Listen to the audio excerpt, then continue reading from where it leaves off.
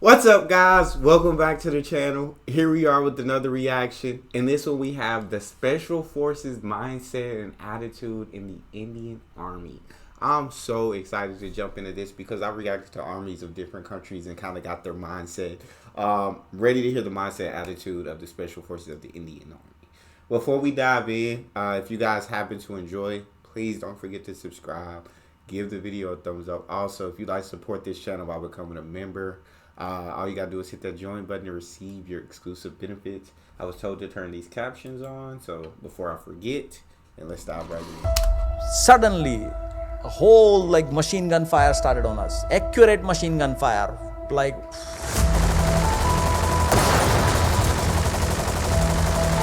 How chaos comes out of the darkness. Boom. Accurate freaking buddy, this big motherfucking bullets coming at you. Okay, hold. It looks like there are captions on it already, so until the captions go off, I'll let them play. So 2 seconds into that, and I just thought at that point of time that the man who stands now and returns fire, he's the leader. So I stood up and I started fucking firing back. Dang. The Indian Special Forces, for someone who knows about the army, it's considered okay. This is like the most, for lack of a better word, badass part of the army. And there's not much about that out there. And I know it's going to change in the next 10, 20 years, sir. But if the change had to begin with this question, how would you introduce the Indian Special Forces to the Indian audiences? Special forces stand for efficiency. It's the highest form of efficiency that a human being can achieve in this reality. You send me naked in a mountain and you leave me there, I'll get back. And I'll go and do what needs to be done because I've chosen that experience.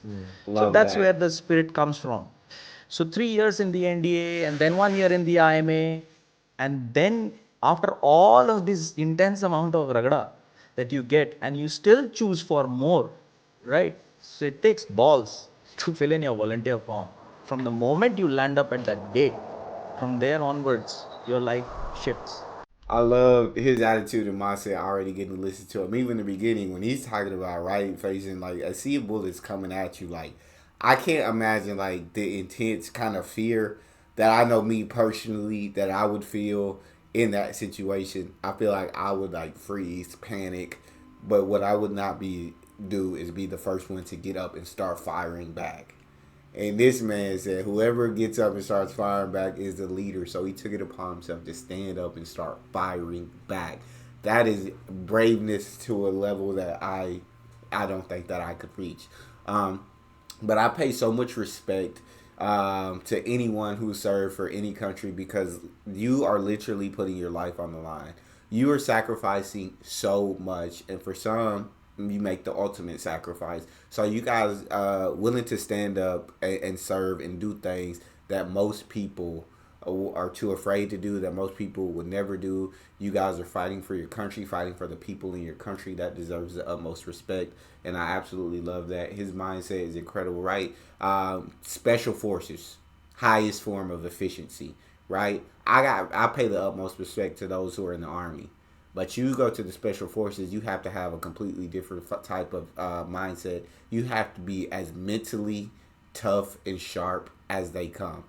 And it sounds like he is. You feel me? You drop here. What do you say? You drop me in the middle of a mountain or a forest naked, and I'll do what needs to be done to get back. I like that. The moment you land up at that gate, from there onwards, your life shifts. All your paraphernalia of your ego and your perceptions of yourself and all those things, they dissolve in the amount of energy which is expended or you are exposed to.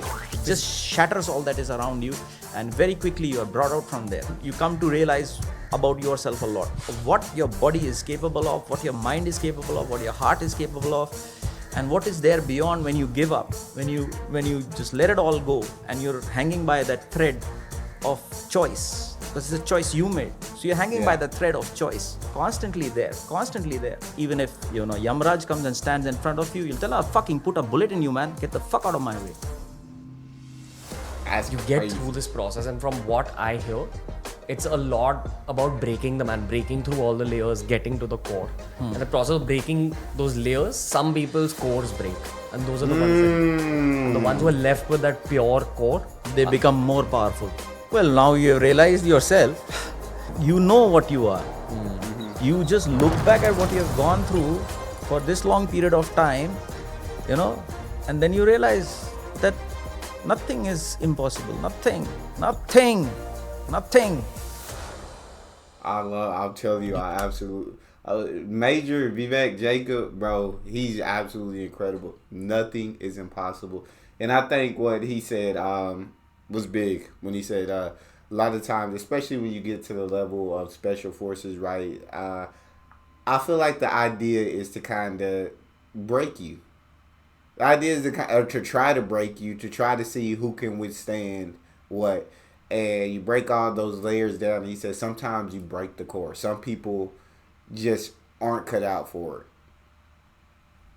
Point blank period. So, and then there's some people who's their pure core left. And he said you become more powerful because you then realize what you are capable of. You realize what you can withstand. And so you get to the point where you feel like nothing is impossible. Like, if I can go through that and come out on top, there's nothing that can stop me. I love that. Do you feel that combat also continues your training process? Of course. It's like a painter who hasn't painted. If a special forces soldier has, you've gone through NDA, you've gone through IMA, you've gone through a lot of shit in life, you volunteered, you got into, reached the battalion, gates of hell, and you reached there and you've gone through a process of 6 months of bloody getting screwed up and this, that, and all that, and then you have not seen combat, or you've seen very less of combat, you're not there.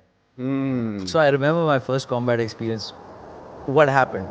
I was sitting on top of a mountain. We had to go down and do what we had come there to do. So I was supposed to sit with the radio set and listen.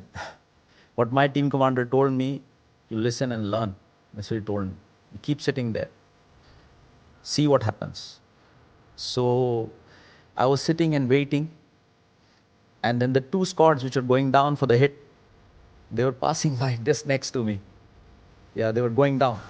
And I knew, fucking, they are going for combat right now. They are going to experience right now.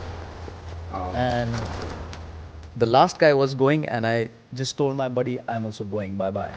And I went down behind the last guy. So I reached there, and I informed my team commander that, sir, I am here now. So he said, okay.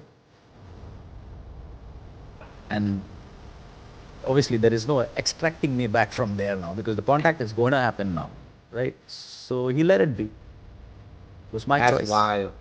So, and then first op, first contact, first hit. That's how I experienced it. I chose it.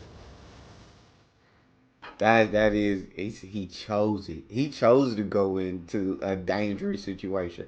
He could have been on the radio, which is a very important job, but he's seeing the people, he's seeing the guys go by. He knows they're going to action, right?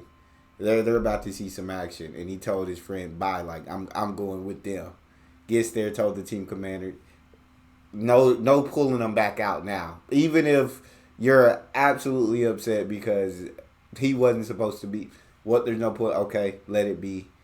My guy, he wanted to be in that situation. He said, even if you went through hell, you went through all the training, you went through everything to get to reach special forces, but you've seen very little combat or no combat at all, you're still not there yet. You're a painter who hasn't painted. Gosh.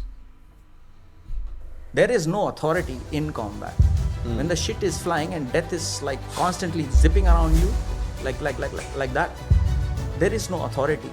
There is no captain, major, colonel, brigadier. Freaking no one. It's just you and the people who are there with you. And what are you going to do right now? That is what decides leadership there. That is what either keeps it all together or everything is destroyed.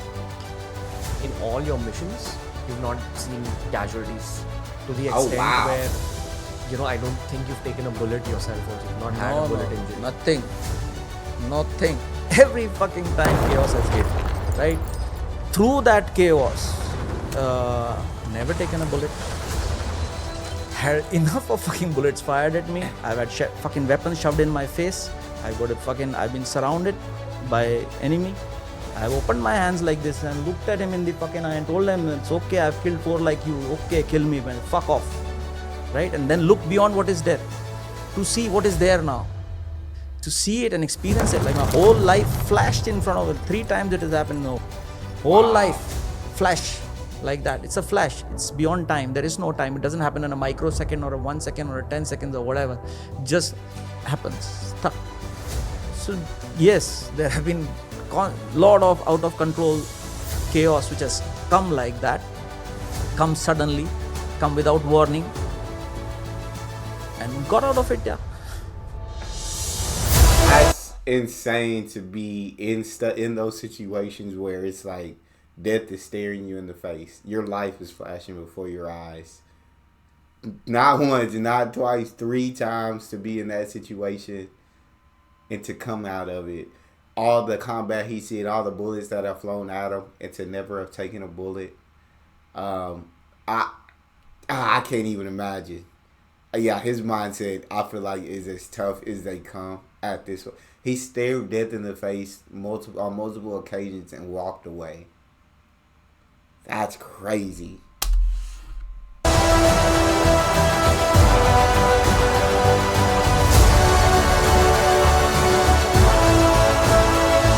That's crazy. If death strikes before I prove my blood, I promise you I will kill death.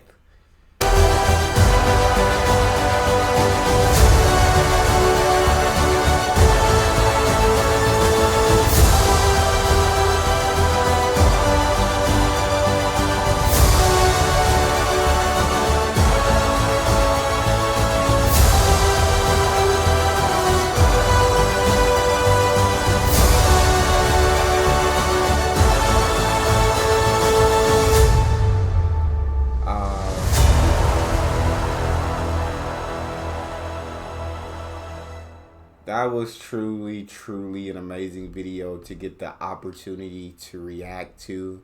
To see those quotes at the end, man, was insane. Like, yeah, you have to have a certain mindset. My guy said, I regret that I only have one life to give for my country. You have to have a different mindset, and the mindset of these guys are just absolutely sensational. They deserve the utmost respect. Man, I love getting to react to that, and I love to react to more stuff like that in the future. I hope that you guys really enjoy this one, and you guys really run it up so we can do more stuff like this in the future. And if you do want me to, then don't forget to subscribe and give the video a thumbs up. Also, check out this next one. I'll see you guys next time.